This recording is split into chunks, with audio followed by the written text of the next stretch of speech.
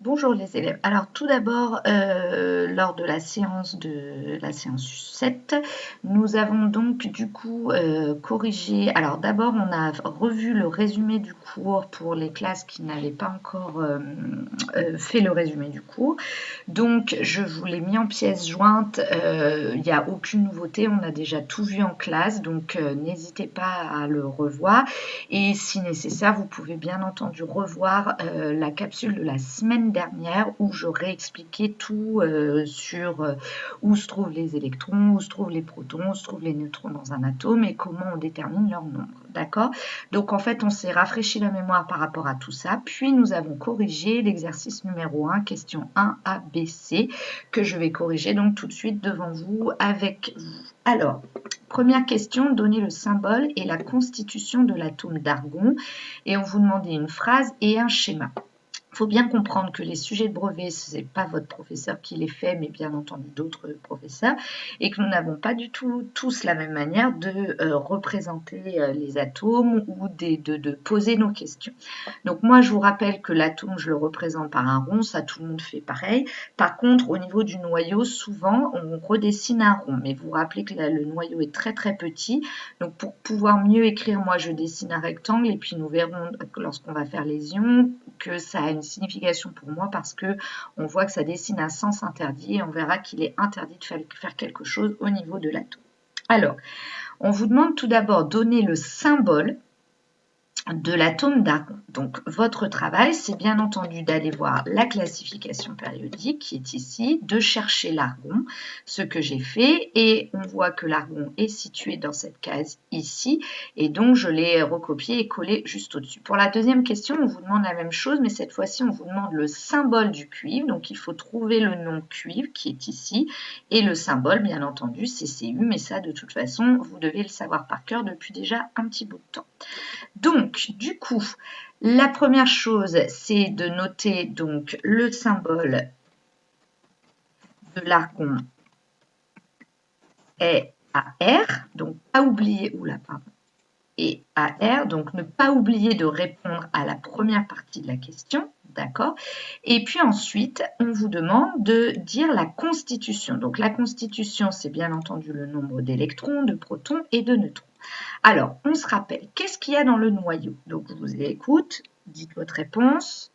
Donc, il y a effectivement les neutrons et les protons. Et autour, qu'est-ce qu'il y a? Il y a les électrons. Alors, vous vous rappelez, il y a deux nombres. Un nombre en bas qu'on appelle le numéro atomique et un nombre en haut qu'on appelle le nombre de masse. D'accord? Le plus petit des deux, qu'est-ce que ça représente? Essayez de trouver. Tout le monde a trouvé? Donc, c'est le nombre de protons contenus dans le noyau de l'atome. Donc, du coup, je vais dans le noyau, ici, et je vais noter le nombre de protons. Donc, il y en a 18. Et le symbole de proton, c'est bien entendu P+. Alors, le P est minuscule, par contre, le plus est en exposant. D'accord? Ensuite, ah oui, c'est vrai, l'atome est neutre. Donc, comme il est neutre, s'il y a 18 plus, donc 18 protons, il y aura autant de moins. Comment appelle-t-on les charges électriquement négatives? On les appelle les électrons. Vous vous rappelez? Et l'accent, ah oui, ça ressemble à un moins. Donc s'il y a 18 plus, combien il y a de moins? Il y en a 18 aussi et je les mets là. Pourquoi? Parce qu'ils sont autour de l'atome. Autour du noyau. Excusez-moi. Voilà. Ensuite, on vous demande bien entendu de trouver le nombre de neutrons. Alors, où est-ce que je trouve le nombre de neutrons? Rappelez-vous, l'ensemble du noyau, c'est-à-dire les protons et les neutrons, c'est égal au nombre du haut, c'est-à-dire 40. Donc ça veut dire que 18 protons plus je ne sais pas combien de neutrons doit faire 40. Donc pour trouver le nombre de neutrons, on fait 40 moins 18. Ou on fait 18, combien manque-t-il pour aller jusqu'à 40? Donc bien entendu, on trouve 22. Et je vous rappelle que le symbole de neutron, c'est comme numéro. Voilà.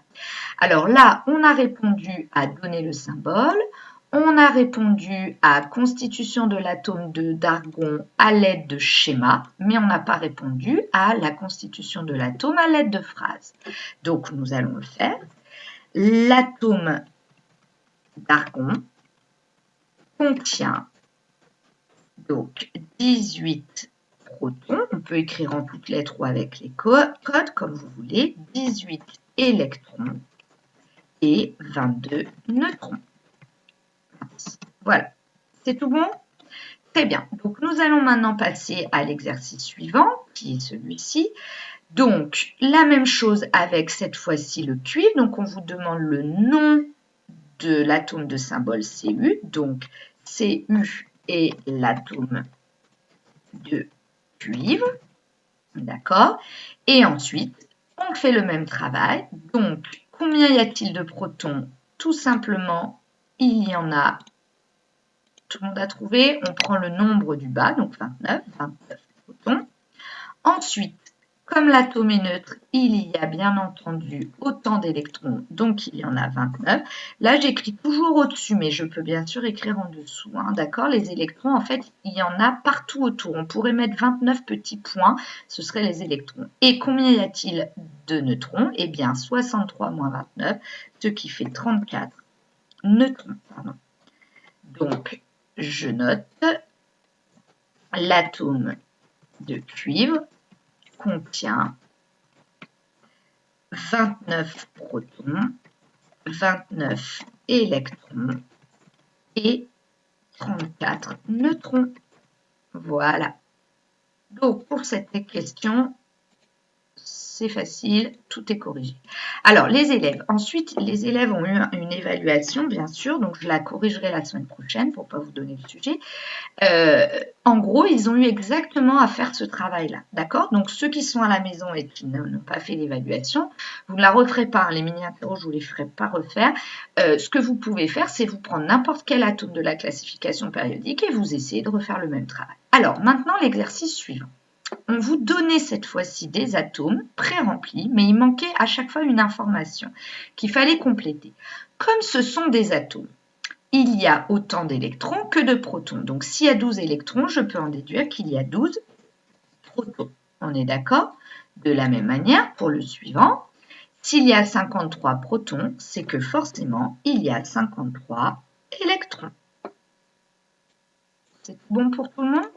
Pourquoi? Parce qu'un atome est électriquement neutre. Ok. Et maintenant, à côté, il fallait indiquer le nom et symbole de l'atome correspondant. Alors, comment on fait? Parce que là, c'est pas dans le même sens, c'est exactement à l'inverse. Eh bien, ce qui caractérise un atome, c'est bien entendu son nombre de protons. 12. 12, vous vous rappelez, c'est le nombre atomique, c'est le numéro atomique, c'est le nombre qui est situé en bas. Donc celui-là, il a pour numéro atomique 12 et celui-là pour numéro atomique 53. D'accord? Ce n'est pas la peine de regarder le nombre total, on peut, hein, mais on n'est pas obligé. Donc 12 protons et 53. Donc le numéro atomique 12 et le numéro atomique 53. Donc je vais voir ma classification périodique. Et je vais chercher celui qui a le numéro 12. Donc, le numéro en bas, 12, ah, c'est celui-ci. Donc, c'est Mg qui est le magnésium. Et l'autre, c'était le numéro 53. Donc, le numéro 53, il est ici. 53, c'est I qui est l'iode. D'accord? Donc, les élèves, nous n'avons plus qu'à compléter. Ici, c'est l'atome de magnésium. Et son symbole Mg.